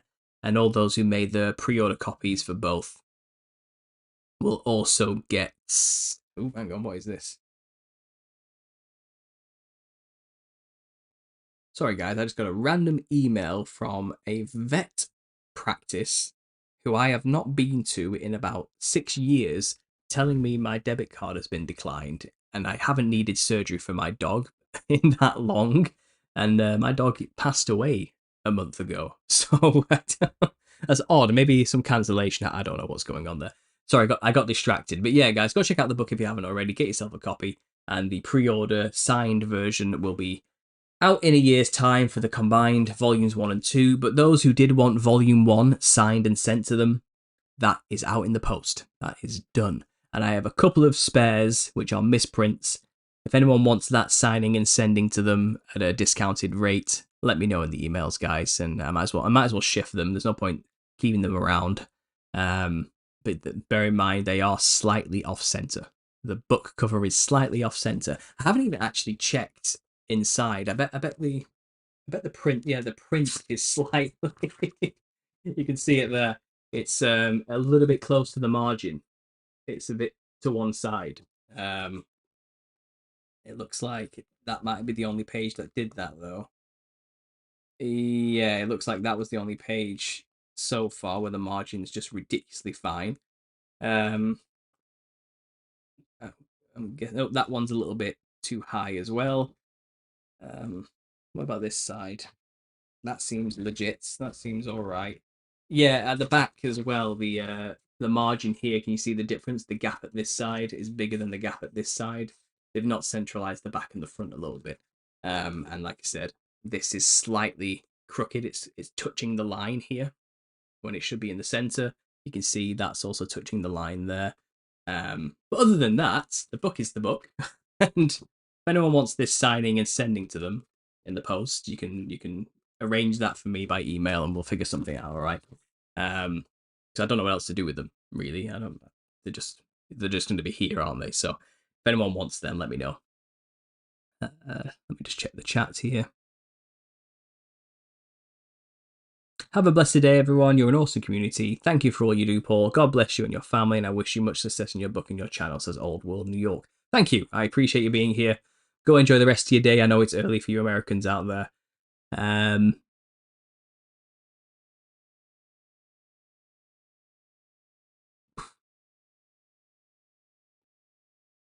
Sorry, guys. I'm just trying to click things, but it's going all over the place. Buy one for a friend too. Rob Skiba got me started on the Nephilim and got me started in studying the Bible a lot more, drawing closer to the Lord, says David. Yeah, Rob Skiba was a huge influence for me too back in the day. He was taken from us too soon, unfortunately.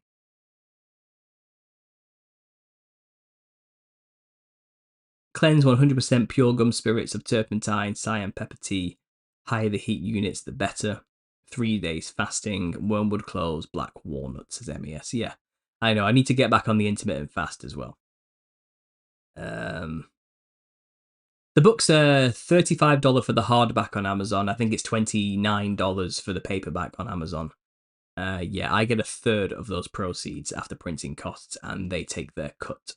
So I get about $11 or something like that per book. So that's, if you want to know what my cut is, there it is. Have a blessed day, everyone. Yep.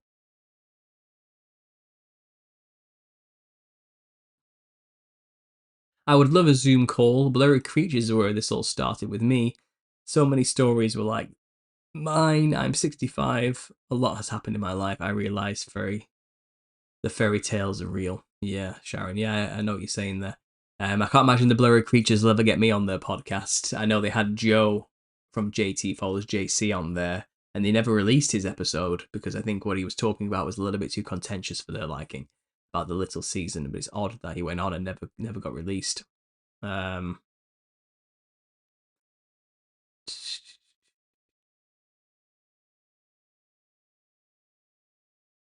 Yeah, I think actually funny enough, the Blurry Creatures podcast just reminded me they teamed up with Timothy Alberino to release their own translation with commentary on the Book of Enoch. And I remember just by chance listening to the podcast where they were talking about it. For some reason, I don't know why I was listening to it because I never listened to the show. It's just never on my radar. But I did listen to that one, and I heard Timothy Alberino talking with the hosts of the Blurry Creatures, just hyping up this book that they're about to release, this labor of love that they've worked on and teamed up together to do, because they were both going to write their own versions, but then he decided, why not do it together, you know? And I am second to that book right now. They released it a month before mine, and I was looking, I was like, I recognize that's the book they were talking about, and I looked on the leaderboards for new releases, and apparently now I am frequently bought together recommendations with their Book of Enoch translation. So you see my book and their book next to each other, saying, if you bought this, why not buy this? You know? And I'm like, what are the odds that I was just listening to a podcast about that, and now I'm tying the leaderboard for new releases on Amazon with them about it. And I looked at the book, and I'm not going to lie. I mean, it's basically just a bunch of AI artwork slapped together on a reprint of the Book of Enoch. I was expecting a bit more. Just my own personal take on it. With the way they were talking about it, I thought they'd have real illustrations from real artists at least, but they've just AI generated a bunch of images to visually depict the Book of Enoch story. And I read one review, which could be a lie, to be fair, saying the commentary stops halfway through the book. There's like a bit of commentary at the beginning, and then there's nothing towards the back end of the book. So I don't really know what happened there with that book. We'll see. But I do know I am tying with them. I am just behind them, I think, in the leaderboards. So it's a small community of publishers. What can I say? It's a small community. What's going on here? Haha, that's how I found you on Amazon, looking up Blurry Creatures Book of Enoch. See how God works. Awesome, says Sharon. Yeah. So there we go. So it's one of those. So I suppose I should thank them for bringing people to my work. I think they're going to be very confused looking at Amazon and seeing my book next to theirs. I'm probably not on their radar, but I will be now. I'll definitely be on their radar now. I think JT's episode probably got suppressed, says Ryan, because they believe in actual aliens. I also think they love Richie too much to have you on for a clown talk. Oh, they love Richie. Okay. Richie the Barber. They like him, so they probably wouldn't have me. That makes sense, yeah. Yeah, fair enough. Enoch existed, millennium before Blurry Creatures. Yeah. So not ironic. I'm so happy for you. You are so high up on there on Amazon. I knew it would do well. It's done surprisingly well, yeah. And here's to a strong end of the month, and hopefully this book can help feed my family for the next year. Fingers crossed, you know. Hopefully my year's work of labor will pay off, and I'll actually bear some fruit from this and some profit from it. But I do want people to know, you know, if you want the information in the book for free, you can get it all on my channel. I'm not I think people think I'm like gatekeeping the information in the book and you have to pay to get it. No. All the information I've already said and shown with visuals on my channel through my 44 episode series. In fact, you'll get more on the episodes there, because I haven't even mentioned everything yet in the book that's in that series. That's what the next book's going to be about. So I am not withholding any. This is not a gatekeeping book, like buy it or you'll never know type of situation. If you want it all for free, just go watch the series on YouTube. It's completely free. So some adverts on there and that's it. But if you want to help support me and have a physical, tangible thing as well, then get the book, and you'll get a bit of extra information there that fleshes it out with all the references to boot, to back it all up. Some interesting quotes and passages from other researchers and authors, all kind of in there. That's what I'll say about that. Sheeple can't read anyway. Fair enough. The end is near. Paul, do you have ebooks? So the ebook of this is going to be released maybe in a month's time. It was a tactical thing. It wasn't about money. Okay, yeah, people were wondering, why you're not releasing it straight away. It was more about, you'd be surprised how many enemies I have in the publishing world. I literally have people out there who are trying to steal the topic and claim it as their own. And I have had somebody out there quite literally steal my identity and go on a podcast and pretend to be me, trying to talk about this topic and steal all my talking points. All right, it literally happened, and I was shocked that this is the case, and I wasn't expecting it. So we thought, okay, and I also have people out there writing articles against me, hate articles, calling me a liar and a shill and all sorts of things, and an idiot, and basically denigrating me. I have enemies in this world who don't like what I do and are actively trying to destroy me. That's quite literally the case when it comes to talking about this topic, which is weird. It's weird that that's the case. So to protect the books from false reviews and from people, leaving bad reviews immediately by just quickly paying for the cheap ebook and then leaving a review, you know what I mean? And actually not even reading the book. Even though that's already happened, I already have 1 3-star review out there from somebody who clearly has not read the book, which is sad. But I figured if we just do hard copies first for a month or 2, then at least I know the reviews coming in are from people who legitimately cared enough to actually buy the book. Do you get what I mean? And have a hard copy which they have to read physically in order to leave the review, because it's a physical paper thing. And also, it's a lot harder to steal the content of a paper book, because you've got to scan every single page individually, and then compile it together, than it is to steal and redistribute a digital version. If the digital version's out there, anyone can just rip it into a PDF file and send it everywhere for free, and so then I would lose everything as a result. So to protect from any immediate losses due to that as well, we thought it was probably smarter to hold back on the digital release until we at least have some reviews in from the hard copies first. And then we'll release the digital once the sales from the hard copy books have gone down, and then we've got the reviews in and we're settled, and then we'll release a new version. And then in the future, I do intend to read the book and release an audio version as well. So it's all coming down the line, but I've had to make tactical decisions as a self-published author to protect my intellectual property as well. So it's all kind of, it's weird. It's internal publishing politics. I had no idea would be a problem until I actually started doing the whole thing. So there you go. There will be an ebook soon. It's around the corner, just not yet, is what I'll say. You've got to be, yeah. And to be honest, I was all about, let's just release it all at once, it'll be fine. And my wife was like, are you joking? After everything you've been through, you're just going to let somebody steal it straight away? My naive, seeing the best in everybody personality was tempered by my wife's respectful and realistic cynicism. So we balanced each other out that way, and she was right. Yeah, I was being a bit stupid, thinking I could just do it all at once, but so there we go. It's a team effort. What can I say?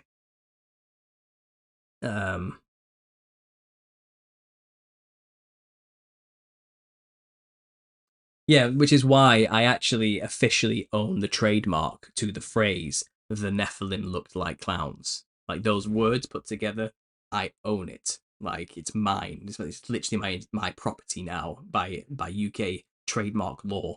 It's registered under my name. And I didn't want to have to do that either, but because this person tried to steal my work, present as me under his own name, but literally say word for word all my talking points on a different podcast and claim he discovered it all. And then when I got it taken down, he threatened to sue me for defamation. After all that stuff happened, it's kind of like, I need to protect myself. I actually need to take action before this book is published to own the property, because people are quite literally trying to steal my work in a vicious, cruel manner as well. Like, the things that guy said to me, I couldn't even repeat. Like, they were awful. Like, because he got caught red-handed, basically, is what it comes down to. And it's sickening, really. It's really disgusting. My wife is here listening now. I think she. Did you get that? Did you get me praising you there for making me not make a stupid decision? I hope you did. Good call, Keely. Yeah, exactly. I never believe a negative review in any category if there's any whiff of emotion in the contents. If it's so, it's about some customer beef. Yeah, exactly. Well, I trust my audience anyway. You know, the book speaks for itself. Read it, give it a go. I think it's a good read. Personally, I've tried to write it so it's fun. It's a fun read. I don't assert things like I know everything, but I present multiple arguments from multiple angles. And some people out there don't understand that you can present an argument and not necessarily believe it. I think some people have listened to some of my discussions. Like one review, for example, I was talking about what exactly happened in Noah's tent with Ham that caused Canaan to be cursed.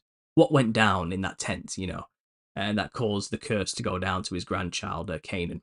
And I give all the theories that are common and that people know about. And one of them is that Ham sodomized Noah. And another theory is that he raped his own mother and therefore birthed Canaan, who was then cursed because he was an incest child. And it's like, and by also saying multiple other theories that he was just about disrespecting the father, and that was bad enough, and sin was already sown from there, you know. And it's, I give all the theories and who come. I also mention who has the theory, who wrote this first. And it's like, it's Jewish scholars, it's historians, researchers, all sorts of people have all these wild theories about what happened in that tent. But because I presented all of the arguments, and some of them are pretty brutal and gruesome and horrible, the reviewer has said he believes that this happened. And he literally says the author has some questionable beliefs, believing that Ham bit off Noah's penis and then raped his mother. And it's kind of like, I did not say I believe that. I presented all the arguments in the book. And it's kind of like, did you actually read the book, or are you just trying to bring the average down? I don't. It's like, it's odd. It's odd. How am I supposed to, like? And he says in the review, I said things which I didn't say. He claims there's no references to back up certain claims when I know there are specific references to what they're talking about to back up the claim. It's kind of, it's clearly one of those comments that was written on purpose to bring everything down. Like, it's basically lying about the contents of the book. So I've reported it anyway, because they are quite literally lying about what's in the book. But I realise that's just the game, isn't it? There's going to be a lot more of that coming this my way, and I'm just going to have to let it go.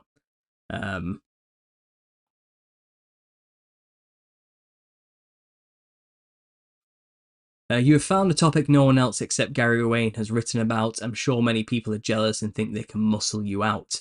Well, it's ironic, you're right, in a way, because the person who tried to steal my work tried to lay claim to his authority as a real anthropologist with degrees and all these type of things. And it's like, who the hell are you? You're a nobody. You're just a YouTube nobody. You have no credentials, all this type of thing. I'm a real academic who has real credentials about this topic. Only I have authority to talk about these things. You stupid YouTuber, pathetic, nobody, worthless piece of shit. That's the type of language he was talking to me about. And he thinks because he's got the degree in anthropology, nobody else can talk about these things with any authority. And he has that authority over me, and he's going to use it to steal my work. Who are they going to believe? A real anthropologist with a degree, or some stupid little YouTuber? You know, that's literally how he was talking to me after he got caught. So I didn't respond. I didn't respond to any of his stupid allegations and his ridiculous comments. I just took legal matters straight away. And yeah, we're going to leave it at that. But that's how I learned a lot about how people work because of that experience.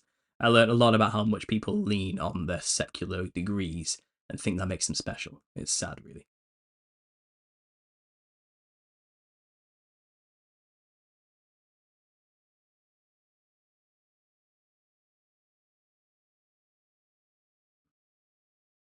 Yeah, guys. So anyway, I think I've gone on for a little bit. I think I've said enough there. Thanks for listening, guys. Thanks to this random afternoon chat. I think my time's running out. No doubt my wife's on her way back now with my son from their little day out together. My coffee's gone. My coffee's gone cold. But you know when it gets past that warm stage and now it's cold enough to taste good again, and now I've just got like an iced coffee instead. It's reached that level, so it actually tastes quite good. But it was for a while. It was in that horrible lukewarm point where nobody can enjoy it, But now it's got cold enough where I'm actually enjoying that again. But yeah, there we go. Thanks for listening, guys. It's been a fun afternoon conversation. I hope you like these little rambles and a little catch up there. I'll be back on Wednesday on the Confessionals podcast. I'll be releasing that live, streaming it straight to my channel, so we can you can listen in on that one as we talk about the clowns. And I've got Vicky Joy Anderson coming in on Saturday, and I have Bible Scribe on Sunday. So it's a packed week full of fun guests and entertaining conversations about all sorts of trippy psychedelic concepts, which we love to get into onto this channel.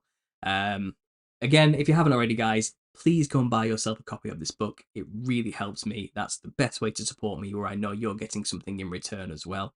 Sign up to Patreon if you haven't already. There's loads of free content on. Well, I say free. If you subscribe, minimum threshold $5 a month. There's loads of extra stuff on there for you. Okay, loads of extra behind the scenes talks with guests I have on the channel, which you won't find on YouTube.